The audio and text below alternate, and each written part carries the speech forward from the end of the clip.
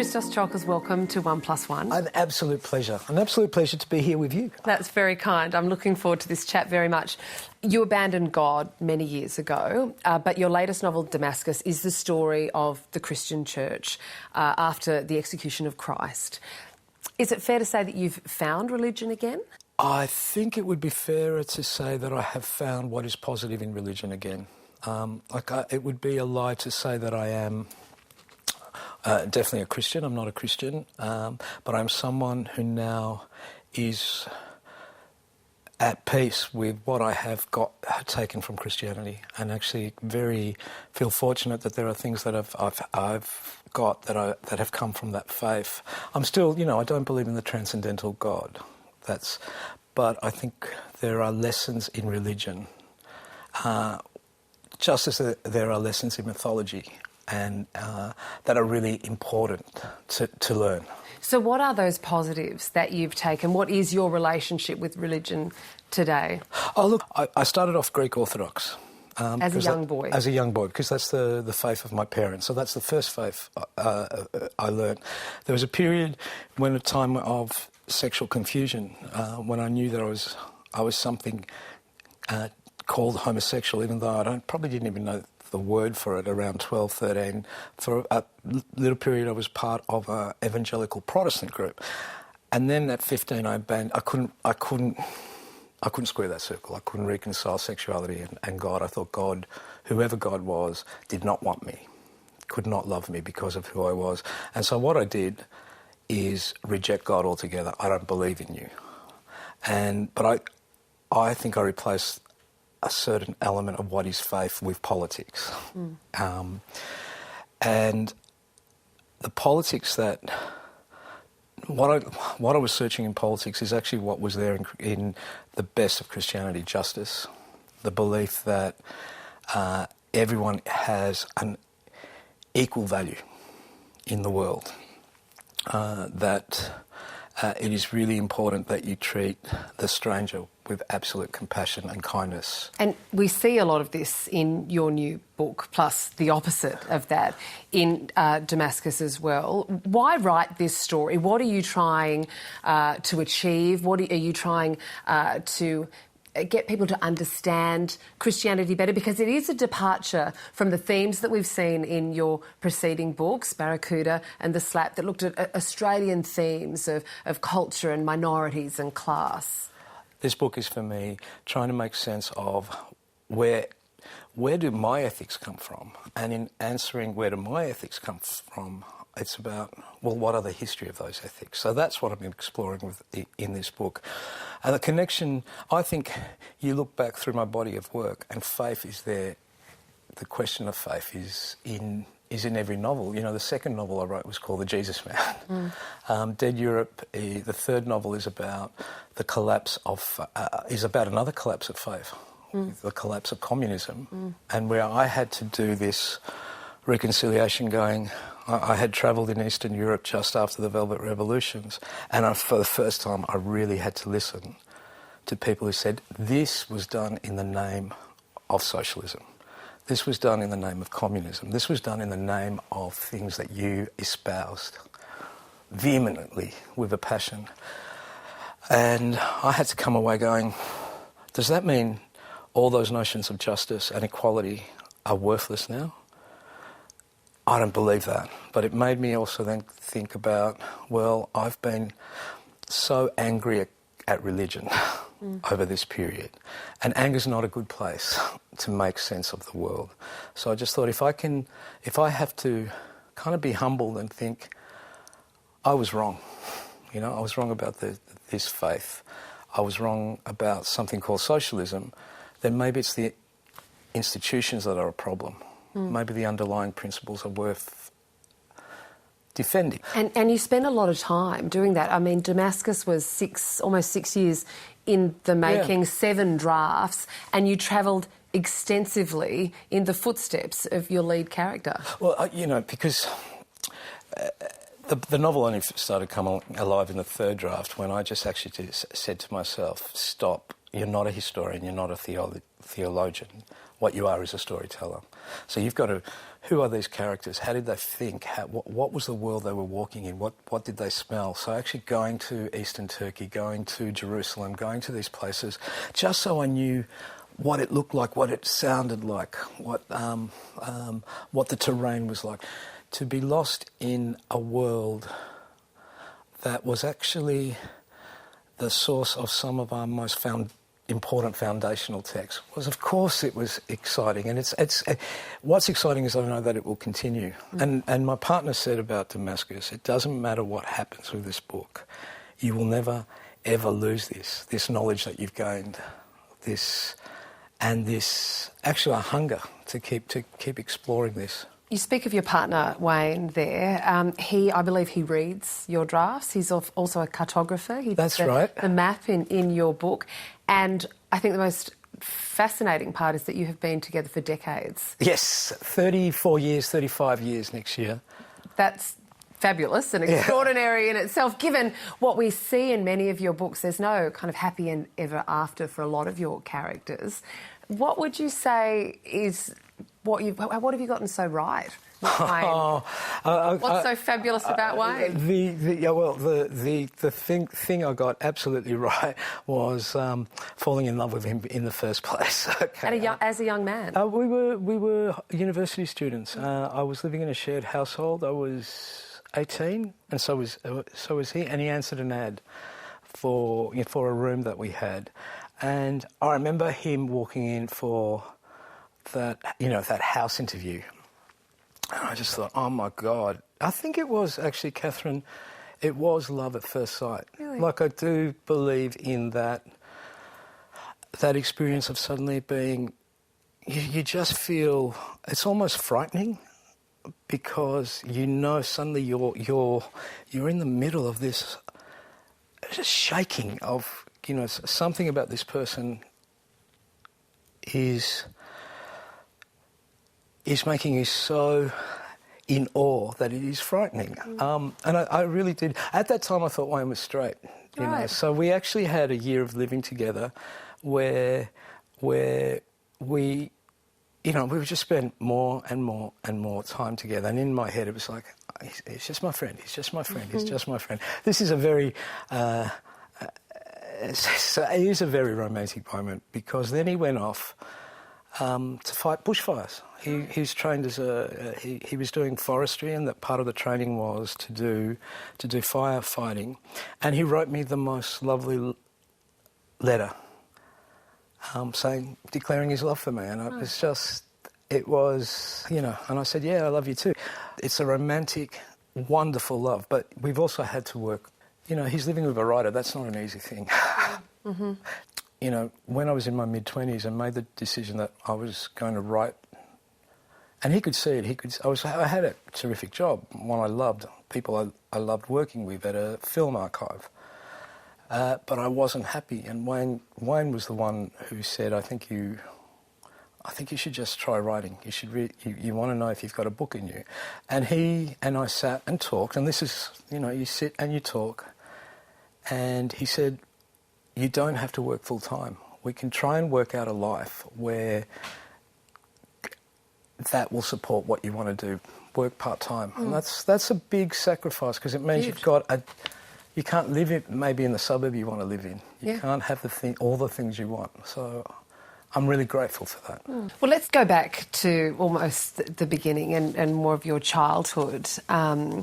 You had this almost golden period growing up in Richmond. And you mentioned your mum and dad, Georgia and George, two migrant Greeks, and your brother. And you had a really special time growing up as a young boy, didn't you? Yeah, look, it was that... all right, so you're always going, am I just being nostalgic? No, I'm not. So I grew up in Richmond, which is an inner-city Melbourne suburb. We were all... The large majority of us, so you look at our school photos, were immigrants' children or immigrants ourselves. All our parents worked in shops or factories down the road. Your mum and dad did? Well, yeah, my mum and dad worked in factories. We owned the streets, right? So come summer holidays, you would just be out in the alleys. You would be playing, whether it's football or soccer or cricket or just... You felt a safety there because you did know everyone. Did that bubble burst for you, that innocence, that fun, that liberty of being a child burst when you moved to Box Hill, which was a Anglo-Celtic area? You're also growing up and you're grappling with what you said before, your own sexuality. You're an outsider. You're from a different class. You're from a different background. Yeah, the bubble burst really... I think there was already, I think that realisation that sexuality was different for me had already begun, But it was in the move. And 13, your hormones are just going crazy, right? And suddenly, not only am I struggling with the notion of, oh God, I'm attracted to the boy, that's evil. It's also suddenly being at a new school. It was year 8. Even things like then going into the showers after a footy or PE, you're looking down your body and you're just going, it's not the right body. It's hairier. It's darker. It's the horrible thing that you do to yourself, which is shame. But it's coming from. It's coming from these external factors, or everything you mentioned, that I've shifted into a new world, a world that has little experience of migration, a world that has a different experience of class. But you don't know that. So you internalise it and go, I'm the problem. How did your mum and dad navigate that with you through that time? Because I imagine it would have been difficult for them as much as it was difficult for you? Yes, I think it was incredibly difficult for Mum and Dad. I knew that that at some point I was going to live a life that was going to break their heart. So I felt like I couldn't be in the home to do it, so I needed that physical separation. Just as I thought that God could not love me, I was worried. I can't believe that now knowing their love that they've extended, that I worry. But that's just the experience you have. I thought they were going to reject me, and they didn't. In that they didn't is a long, hard, difficult story for all of us, including my brother, including my cousins, including my aunts. It's because in a Greek world, you're not just the individual. And sometimes that's a really huge burden. That's the burden of honour. But none of those people, not one of them, rejected me. And I didn't reject any of them. And I think there lies the key to why it was possible for us to be at peace with something that, at that time seemed impossible, but now is that you don't stop communicating. You don't stop trying to make sense of it. And we were doing it in languages that didn't match, because my parents can't. Their English isn't great. And my Greek is a 13-year-old boy's Greek even now. You touched on shame there and your experience of shame, whether it be ill-placed. Shame is throughout your novels, throughout your characters. We saw Danny in Barracuda with his shame in failing in the pool, personally failing. We saw Ari with his shame in his hedonistic lifestyle. And also Saul, he turned his back on his family, his history, his community in Damascus. Why are you so fascinated with shame, and how do you see it percolating in society today? Shame is really tied into honour. So the shame I felt is that I was going to let down my parents, that I was going to let down the people I loved. That's a really destructive. Shame is the one that says, if you are, just because you're a little bit different, and it doesn't matter what the difference is, you are shameful. That's a battle I've had for a very long time, and it's the battle that I still have with Christianity, which says that my body is evil, but my mind or my spirit is pure. And I've lived trying to... And you haven't reconciled that? No one can reconcile that because we are human. You are body and you are spirit. I really believe that. That's what we all are. That's... I do think that there is a constructive shame. That's what I was writing. And a friend said this to me some time ago when I spoke to her about the loathing I felt that I'd done something shameful, that I'd done something cowardly. And she said, well, you're welcome to the adult world. In recognising that, you've become an adult, not a child. And I think there's something really wise there. And how do you deal with that shame? You try and make amends. You try to, and you look at yourself and go, I'm not infallible. I am, I was a coward. Like, let me own that. Let me take responsibility for that. That shame can be constructive. I mean, I think it's a shame we should all be feeling about things we've done as a nation, right?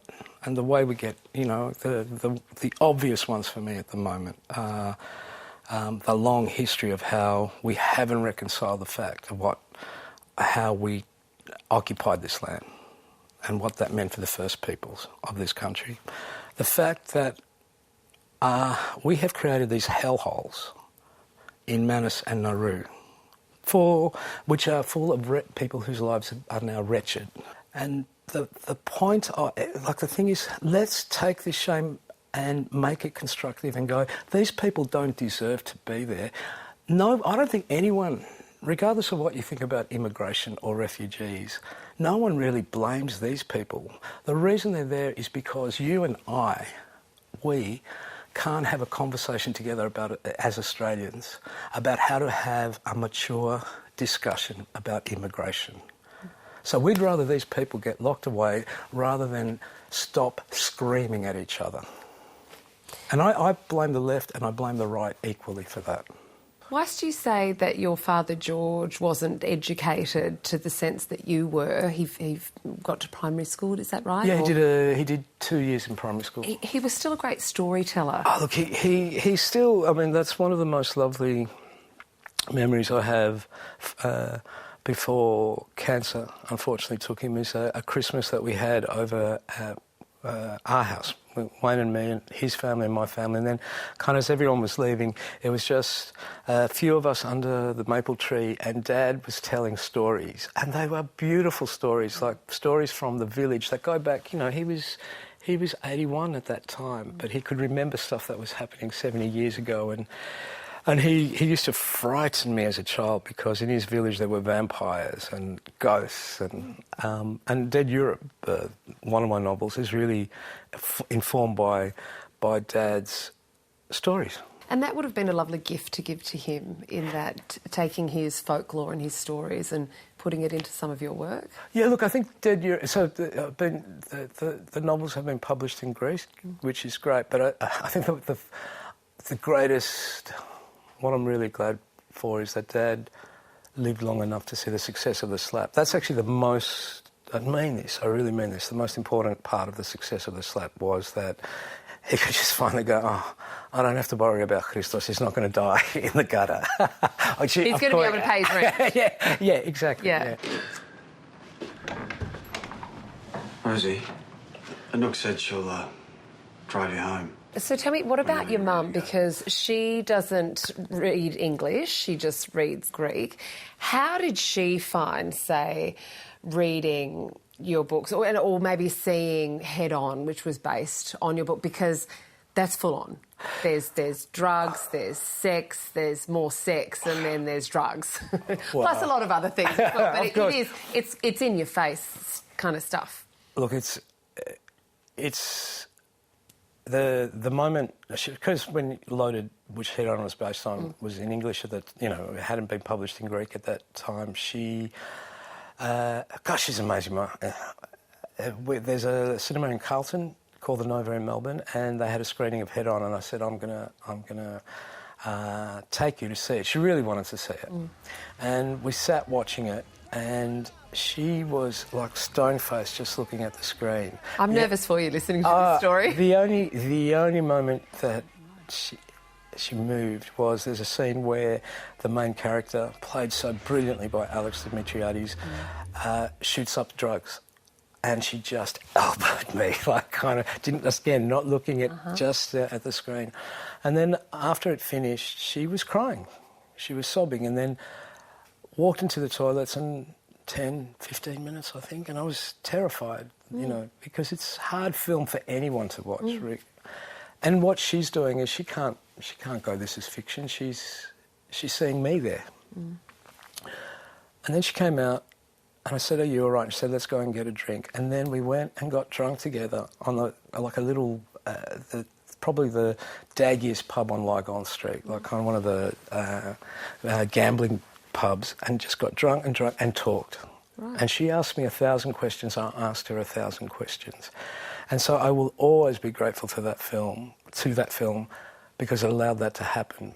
Because, you know, cinema is a gift I also got from Mum as well. She loves movies, so she introduced me to movies from a very early age, and that's been another inspiration in my life. So it kind of, I'm just thinking about it now, Catherine. It makes sense that it was a movie that was able to facilitate that discussion, you know. And she's remarkable. I mean, both my parents are remarkable. I think that whole generation is remarkable because they know the value of or they know what sacrifice is, right, in a way that I think we don't. And I'm talking, when I say we, then I'm talking about my generation, yours, probably a younger one as well. That and that they can live in that and still extend love, and still, you know, that they knew what it was to go, I will support this son. I don't care what the rest of the community is saying. I will work hard because I can see a future for my children. And I think that debt.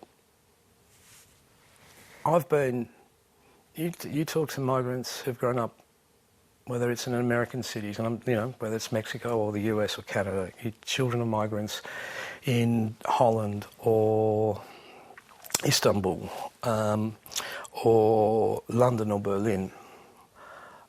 We feel that debt, and when you're younger, it's a hard debt because you think I can't be worthy of it. But I'm actually really glad we've got it. That you know that. And that's a theme that you discuss throughout a lot of your work, that obligation to family. Yeah, and look, yes, and I was just thinking about the question you asked about shame, and maybe what I didn't answer about that is that